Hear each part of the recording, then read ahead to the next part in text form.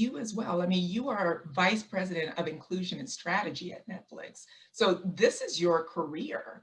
What was that impetus that motivated you to to actually take that step and actually become involved and make this, a big part of what your career is today?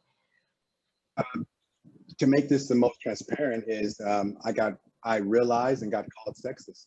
I worked at a job where I treated a woman differently. I called her sweetie in the office place. I knew that, um, and I rested in my good guyness by actually saying to her, well, I'm a good person and you know what I mean, right? And I had a leader at that time. Her name is Lillian Rivera. She called me into her office and she asked me one question. And she said, what do you think caused you to call Erica sweetie, right? And she gave me a book. She told me to go read it. I read it once. I didn't get it. I read it twice. I didn't get it. The third time I was halfway through this book, and the book is by a woman named Bell Hooks. It's called Feminist Theory from Margin to Center.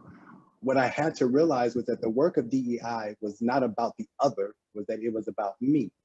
And that I had to name all of the isms that existed inside of me if I was ever going to overcome them and to control it, right? So I had to be comfortable naming that I was sexist. I had to be comfortable naming that I was ableist. I had to be comfortable naming what was true about me, because otherwise my attention would be focused externally instead of the most important work that is that is the internal, right? So I had to make this work personal, not because I had a daughter, not because I had a wife, not because I had any of those things, because I didn't, right? But because I know that until women have the opportunity to be successful in the workplace, I won't either.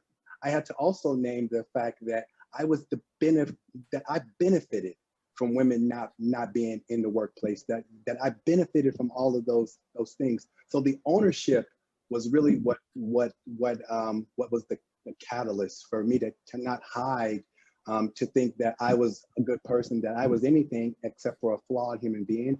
And I needed to really rest in that and take ownership of that space.